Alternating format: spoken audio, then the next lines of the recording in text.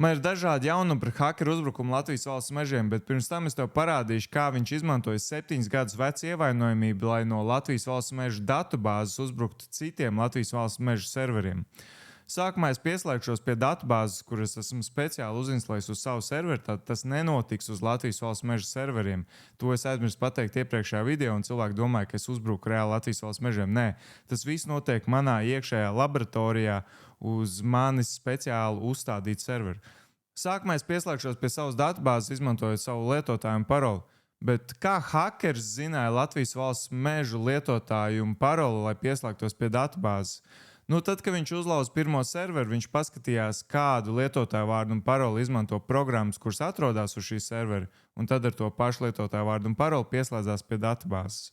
Tad, kad viņš pieslēdzās pie šīs datubāzes, pirmā lieta, ko viņš izdarīja, bija notestēt, vai šajā datubāzē ir šī 7 gadus vecā ievainojamība, un vai šī datubāze spēja veikt pieprasījumus uz ārpasauli, tad uz internetu. Un viņš izpildīja šo komandu, un kas tad šajā komandā ir rakstīts?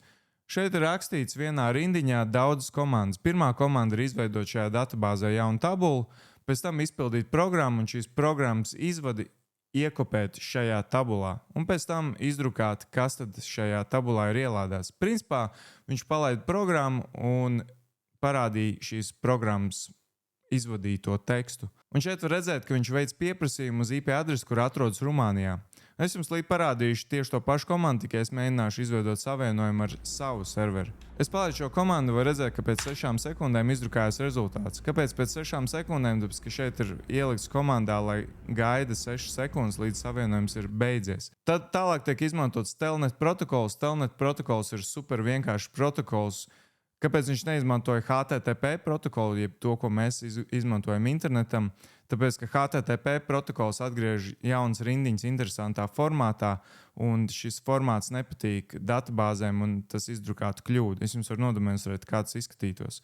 Lūk, es pamēģināšu šeit ievadīt HTTP.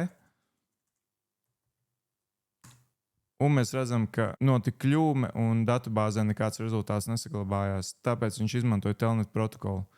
6 sekundes viņš izmantoja drošībai, vienkārši, lai, ja gadījumā šis savienojums notiek pārāk ilgi, tad 6 sekundes ir tāda laba rezerve. Un šeit galā ir true, ja gadījumā šī komanda atgriež kļūdu, tad tās rezultāts netiks saglabāts datubāzē, bet tā kā šeit galā ir true, tad joprojām rezultāts tiks saglabāts datubāzē. Un šeit es atzīmēšu 2 svarīgas kļūdas ar šo datubāzes serveri. Pirmkārt, datubāzes serveriem nekad nedrīkst būt tiesībām veikt pieprasījumus uz āru, uz internetu. Un otrā problēma, protams, ka lietotājiem, kurš tiek izmantots datu glabāšanai un datu ieguvēji dažādos servisos, tam lietotājiem nedrīkst būt tiesībām izpildīt programmas. Šajā gadījumā tika izmantot pavadas datubāzes versija. Es pieļauju, ka tā bija PostgreSQL 10. versija, kurā nav atdalīts atsevišķas tiesības izpildīt programmas, lasīt failus un saglabāt failus. Un tāpēc visticamāk šis lietotājs bija super lietotājs, kurš varēja darīt visu šīs darbības. Jaunākās PostgreSQL versijās jau ir izdalīts atsevišķas tiesības katrai no šīm darbībām, un ja datubāzē kaut kāda iemesla dēļ vajadzēja varēt lasīt failus, tad varēja šim lietotājiem iedot tiesības tikai lasīt failus un ne izpildīt programmas. Bet es pieņemu, ka šajā gadījumā vienkārši slinkuma dēļ tas visticamāk bija super lietotājs un tam bija vienkārši visas tiesības. Nākamais, ko viņš šajā uzbrukumā izdarīja, bija pats svarīgākais. Viņš izveidoja reverso čaulu, jeb reverse shell. Viņš uz savu datoru 80. portu palaid komandu NC, kurš vienkārši klausās uz 80. porta, drukā ārā visu, ko tajā atsūta, un sūta uz serveru visu, ko tajā ievada. Un pēc tam viņš uz datubāzes serveru palaid šo komandu. Šeit es nosimulēšu to visu savā iekšējā tīklā, bet viņš to, protams, izdarīja uz šī te Rumānijā esošā datora. Un palaižot šo komandu, man tagad ir pilna pieeja šim datubāzes serverim, un es varu mierīgi izpildīt jebkādas komandas uz tā. Lūk, es varu tagad parādīt visus failus, kas tur ir staigāt pa šo datoru. Es varu aiziet, piemēram, uz ETC direktoriju. Es varu paskatīties, kāda lietotāja ir uz šīs sistēmas.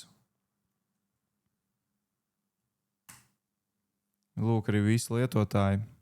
Jā, hackers tādā veidā nevar apskatīties šīs sistēmas lietotāja paroles, tāpēc, ka lietotājiem, kurš ir palaidis šo datubāzi, nav tāda tiesība, bet viņam tas arī nebija vajadzīgs. Viņš no šī datubāzes servera tālāk jau varēja veikt uzbrukumus nākamajiem serveriem. Starp citu, komandas, kuras viņš palaida caur šo datubāzi uz šīs servera, ir lūk šīs te. Katra komanda ir atdalīta ar semikolu. Pirmā komanda izdzēš failu F. Kāpēc tas ir svarīgi, tūlīt izstāstīšu. Es viņu vietā būtu pielicis karodziņu -F, jo tas garantē, ka šis fails tiks izdzēsts, ja šim lietotājiem ir tādas tiesības. Pēc tam ar MK-FIFO viņš izveido speciālu failu, kurš tiek parasti izmantots, lai divi procesi varētu savā starpā komunicēt.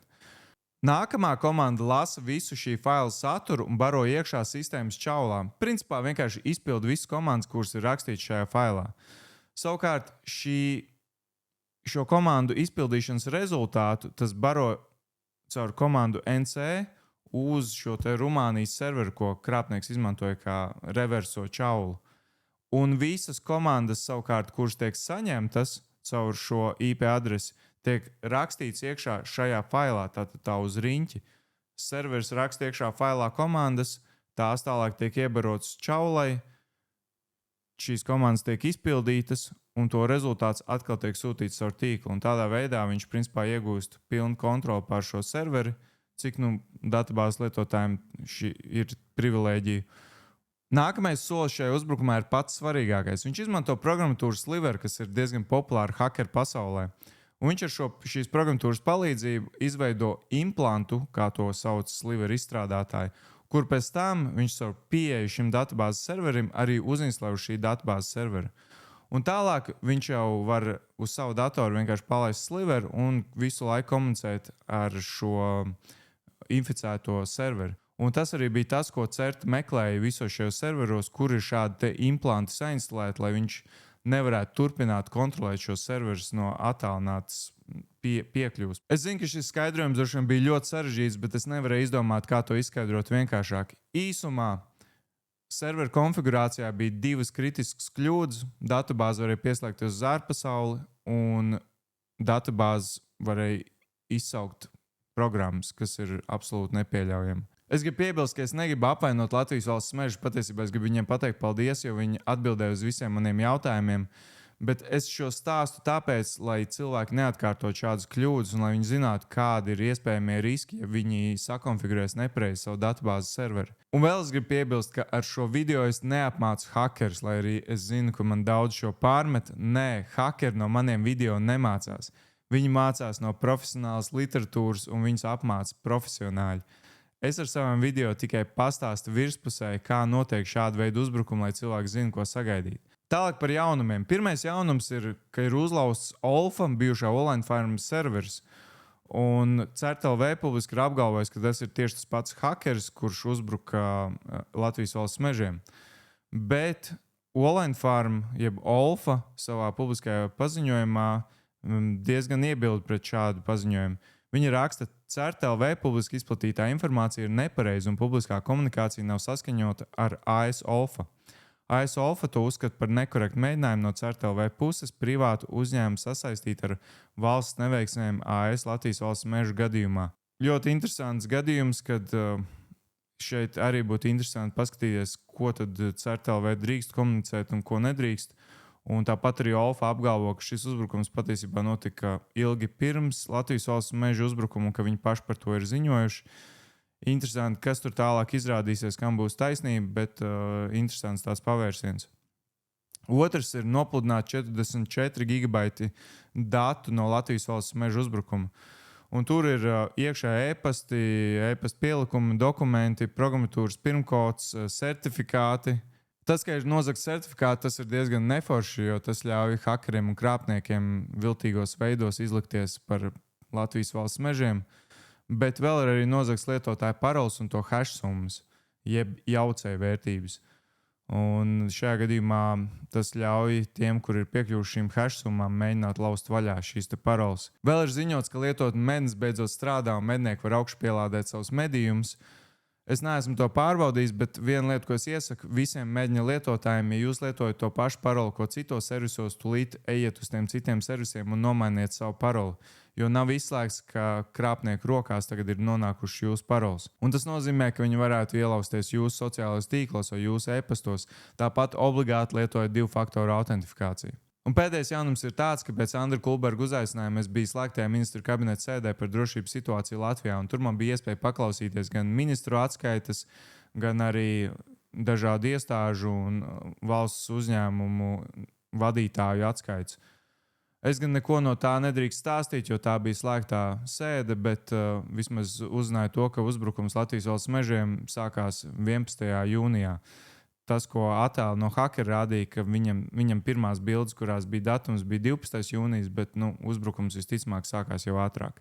Es savā iepriekšējā video minēju to, ka Latvijā kritiski trūks drošības speciālistu, un tas ir viens no iemesliem, kāpēc notika šis incidents Latvijas valsts mežiem. Man uzreiz komentāros un arī privāti rakstīja daudz cilvēku ar dažādiem jautājumiem par drošības nozari. Ja arī tev ir jautājumi par drošību un kā iegūt pieredzi šajā jomā un kur mācīties, tad pievienojies mūsu Discord kanālam, kurā jau ir vairāk nekā 500 hakeru un drošības speciālistu. Saite būs šeit un arī šī video aprakstā, un es ceru, ka tu kaut ko iemācījies.